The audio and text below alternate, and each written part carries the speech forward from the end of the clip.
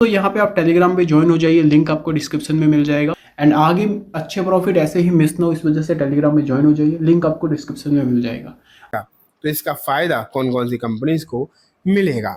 सबसे पहले आप यहाँ पर देखो, खबर है NSE aims to launch IPO in mid सितंबर, list by the end of month. तो सितंबर के मध्य में आपको ये जो है आईपीओ लॉन्च होता हुआ देखने को मिल जाएगा, ये बात यहाँ पर निकल कर आ रही है। लेकिन साथ में ये भी लिखा है कि अगर, हाँ ये बात तो वैसे भी नॉर्मल ही है कि अगर आ गया एनएससी का आईपीओ सितंबर के मध्य में तो एंड सितंबर तक वो है जो खत्म भी हो जाएगा, तो ये भी आप जो है यहाँ पर मानकर चल सकते हो। तो ये जो चीज है वो आपको यहाँ पर देखने को दोस्तों मिल रही है। तो ये जो खबर आप यहाँ पर देख रहे हो ये नो डाउट है तो काफ़ी ज़्यादा अच्छी अपने तौर पर, और अच्छी तो आप ये मानकर भी चल सकते हो कि अब ये आने वाले दिनों में जब एग्जैक्टली लॉन्च हो जाएगा तब पता चलेगा। देखो खबरें तो बहुत लंबे समय से पहले भी आ रही थी, ठीक है, लेकिन ना एक इम्पॉर्टेंट बात ये भी है कि एनएससी का आईपीओ तो अब जल्दी आएगा, लेकिन कुछ ऐसी कंपनीज नज़र आती हैं जिन्हें ना एक अच्छा खासा फायदा, एक अच्छा खासा बेनिफिट जो है इस आईपीओ का देखने को मिल सकता है। आप ये भी मानकर दोस्तों चलो, कई सारी ऐसी कंपनीज हैं, आज उनके बारे में भी डिस्कस करना ही है।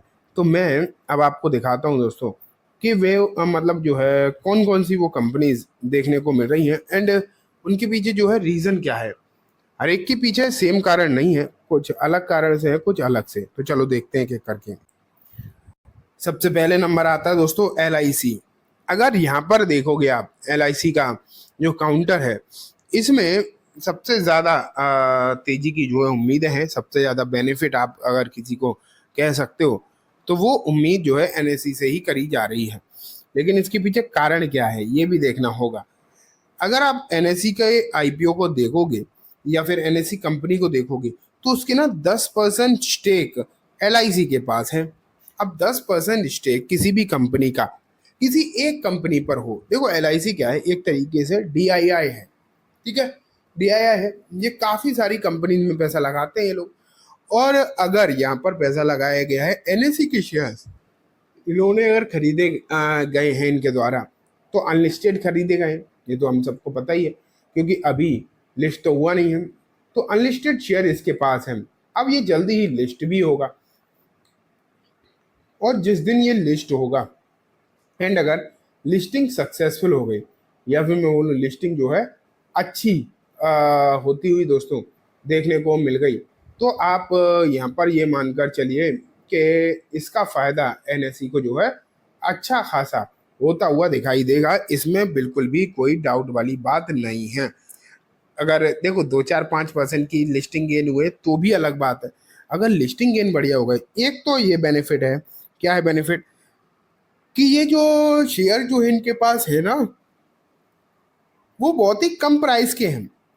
अब जो एलएलसी आएगा, जो प्राइस डिस्कवरी करी जाएगी वो प्राइस जो होगी वो बहुत अलग होगी, और जिस प्राइस के शेयर्स इनके पास हैं वो बहुत अलग है, तो इन्हें तो ऑटोमेटिकली फायदा होगा लिस्ट होने के बाद। लेकिन साथ में आप ये भी मान के चलो कि ओवरऑल इस चीज़ का भी फायदा होगा कि कितनी यहाँ पर जो है लिस्टिंग गेन मिलते हैं, ठीक है। तो एलआईसी पर नज़र रखना बेहद ही ज़्यादा इम्पॉर्टेंट हो जाता है। लेकिन नेक्स्ट है SBIN, means SBI, state bank of India. अब यहाँ देखो आप SBI को अगर आप समझने की कोशिश करोगे तो इसके पास भी ना एनएससी की होल्डिंग है। अब इसके पास कितनी होल्डिंग है ये आती है बात दोस्तों। इसके पास अगर आप देखोगे तो 8% की होल्डिंग तो ये भी रखकर जो है बैठा है एनएससी की बेसिकली।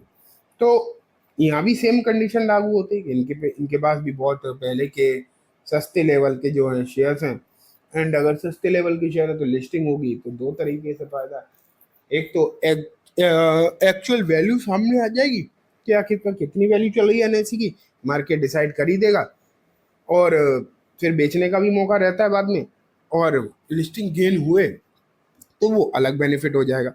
तो इस तरीके से आप और मानकर चलिए यहाँ पर जो है आपको काफ़ी अच्छी खासी बेनिफिशियल रह सकता है एनएससी का आईपीओ। इस कंपनी के पास भी अगर आप देखोगे तो एनएससी की होल्डिंग है, कितनी है, 4%, ठीक है। 4% ये होल्डिंग भी रख कर बैठा है, एंड अगर इसके पास भी है तो सेम कंडीशन जो है इसके साथ भी लागू होगी ही होगी। अब एक और कंपनी मैं आपको दिखाता हूँ, एंड इसका नाम है दोस्तों न्यू इंडिया एश्योरेंस। ठीक है, इसके बाद भी अगर आप देखोगे तो एनएससी की होल्डिंग है लगभग 3% के आसपास, 3-4% ये भी रखकर जो है बैठा है। तो मल्टीपल कंपनी हैं, कुछ और है यूनियन बैंक, ओरिएंट बैंक, तो इस तरीके की छोटी मतलब पीएसयू भी हैं, और इनके पास जो है थोड़ी होल्डिंग कम है, लेकिन है तो इनके पास भी। जिसके पास इसकी होल्डिंग होगी उन सबको यहाँ पर बेनिफिट मिलने का चांसेस दोस्तों रहने वाला है, ये मानकर आप चलो। लेकिन एक कंपनी ऐसी भी है जिसके पास होल्डिंग नहीं है लेकिन उसका भी बेनिफिट मिल सकता है दोस्तों, वो है बीएसई। ठीक है, बीएसई का तो कॉम्पिटिटर है ना एनएसई, तो आप सोचोगे फिर इसे फायदा क्यों, इसे तो नुकसान और होना चाहिए। देखो नुकसान होगा या नहीं होगा वो तो अलग बात है, लेकिन फायदा किस केस में होगा, फायदा जो है इस तरीके से होगा कि आप ये मानकर चलो दोस्तों कि ये जो कंपनी रहने वाली है ना बीएसई, लिस्टिंग जो है ना एनएसई की वो इसी पर ही होगी, समझ रहे हो, लिस्टिंग तो इसी पर ही होना है। लिस्टिंग इसकी बीएसई पर तो होगी नहीं, एनएसई के प्लेटफॉर्म पर ही होगी, तो उसका बेनिफिट यहाँ पर जो है मिलता हुआ नजर आ सकता है, तो इसलिए आपको नज़र तो यहाँ भी रखनी चाहिए। तो दोस्तों हमने बात कर ली काफ़ी सारे शेयर्स के बारे में, आईपीओ के बारे में जो न्यूज़ निकल कर आई हैं वो भी, उम्मीद है आपको सब कुछ अच्छे से समझ में आ गया होगा।